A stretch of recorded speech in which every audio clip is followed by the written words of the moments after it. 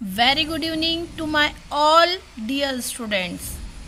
आज हम class 10th में जो कार्बन और उसके यौगिक वाला चैप्टर है उसको पढ़ने जा रहे हैं बेटा। तो सबसे पहले हम देखेंगे कि कार्बन क्या है ना, और कार्बन के रूप कौन कौन से हैं और उन रूपों के उपयोग हमारे दैनिक जीवन में क्या क्या है। ठीक है, तो चलो सबसे पहले हम देखेंगे कार्बन की परिभाषा।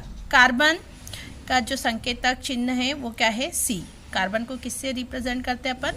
सी से। ठीक है, तो कार्बन एक बहुमुखी अधातु है। देखो कभी कभी ऑब्जेक्टिव में क्वेश्चन पूछ लेते हैं कि कार्बन धातु है कि अधातु है, तो आप क्या लगाओगे? अधातु है। ठीक है, कार्बन एक बहुमुखी अधातु है जो चतुर संयोजी होने के कारण सहसंयोजी बंध बनाकर लाखों यौगिक बनाता है ना।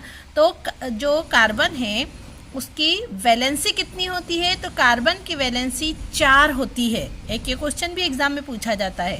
ठीक, अब ये कौन सा बंध बनाता है? एक ऑब्जेक्टिव का क्वेश्चन यहाँ पर भी कंप्लीट होता है कि यह सहसंयोजी बंध बनाता है ना। और इसमें सहसंयोजी बंध बनाने की क्षमता है जिसके कारण यह कई लाखों प्रकार के क्या बना लेता है? यौगिक बना लेता है। कौन?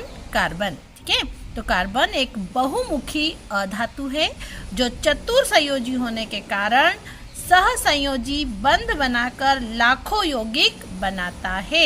अब हम कार्बन के रूप देख रहे हैं। तो कार्बन के जो रूप हैं वो 3 रूप हैं। हीरा है, ग्रेफाइट है और है फुलरीन। ठीक है, अब देखो ये जो हीरा है ये कैसा मतलब होता है ना, कैसी अधातु है ये? तो ये हीरा अत्यंत कठोर होता है और विद्युत का क्या होता है? कुचालक होता है। ठीक है बेटा, हीरा क्या है? अत्यंत कठोर अधातु है और विद्युत का कुचालक है। ग्रेफाइट जो है ये काफ़ी मुलायम होता है, चिकना होता है और विद्युत का क्या होता है? ये विद्युत का सुचालक होता है। ठीक है, ये कार्बन के क्या देख रहे हैं हम? कार्बन के रूप देख रहे हैं कि कार्बन किस किस रूप में पाया जाता है ना। अब देखो फुलरीन, तो फुलरीन जो है ये फुटबॉल जैसी संरचना इसकी पाई जाती है। किसकी? फुलरीन की। अब हम देख रहे हैं कि इसके क्या क्या उपयोग है। मैम हमने देख लिया कि हीरा जो है बहुत कठोर है ना, और विद्युत का क्या है? कुचालक है। ग्रेफाइट जो है, ग्रेफाइट मुलायम होता है, चिकना होता है और विद्युत का सुचालक होता है। फुलरीन फुटबॉल जैसी संरचना होती है। तो अब मैम इनके हमारे दैनिक जीवन में क्या क्या उपयोग है आप हमें ये बताइए। तो देखो सबसे पहले हम देखेंगे हीरे के उपयोग, है ना।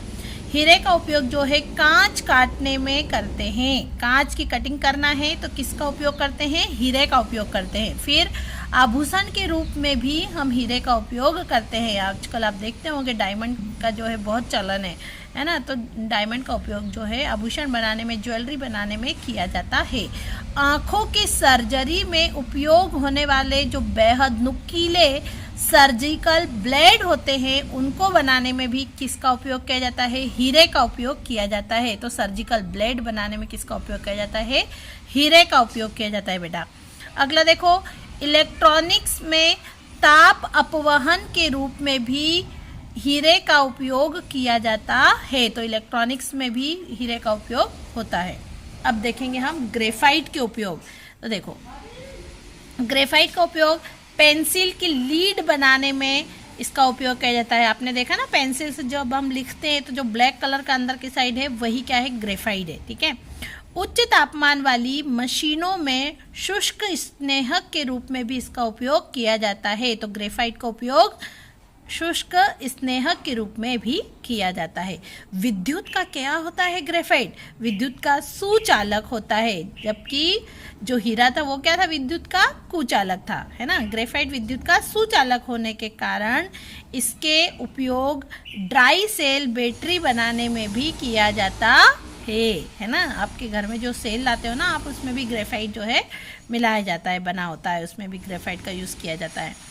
परमाणु रिएक्टर में न्यूट्रॉन की गति को धीमा करने के लिए, मंद करने के लिए जो है मॉडरेटर के रूप में भी ग्रेफाइट का उपयोग किया जाता है। ठीक है, तो मॉडरेटर के रूप में किसका उपयोग कर रहे हैं हम? ग्रेफाइट का उपयोग कर रहे हैं। अब मैम फुलरीन की बारी आई, जो कि संरचना में फुटबॉल के जैसा है ना। तो देखते हैं अपन इसके उपयोग। इसका उपयोग नैनो ट्यूब बनाने में और नैनो इंजीनियरिंग में किया जाता है। नैनो टेक्नोलॉजी आप देख रहे होंगे, आजकल नैनो टेक्नोलॉजी का भी बहुत चलन है ना। तो नैनो ट्यूब बनाने में भी फुलरीन का उपयोग और नैनो इंजीनियरिंग में भी, टेक्नोलॉजी में भी इसका उपयोग किया जाता है। फुलरीन के कुछ यौगिक जैसे कि K3C60 निम्न तापमान पर सुपर कंडक्टर का काम करते हैं। तो ये जो K3C16 है, ये सुपर कंडक्टर के रूप में भी उपयोग में लाया जाता है, जो कि फुलरीन ही होता है। ठीक है। रासायनिक अभिक्रियाओं में एक कुशल उत्प्रेरक के रूप में, जब कोई अभिक्रिया नहीं हो रही है ना, तो वहाँ पर आप देखते होंगे कि निकिल उत्प्रेरक का उपयोग भी किया जाता है। इसी तरह से फुलरीन का उपयोग भी किया जाता है। और जो अभिक्रिया नहीं हो रही है और यदि उसको उत्प्रेरक की उपस्थिति में करवाया जाता है तो वह अभिक्रिया जो है कंप्लीट हो जाती है, प्रोडक्ट बना देती है। तो उत्प्रेरक के रूप में भी हम फुलरीन का उपयोग करते हैं।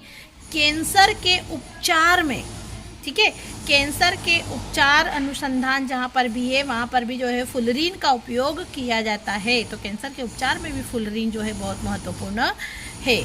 तो अभी हमने यहाँ पर कार्बन के रूप कौन कौन से हैं और हर रूप के उपयोग के बारे में जानकारी एकत्र की। Thank you all of you for watching my video. Please subscribe my channel and like.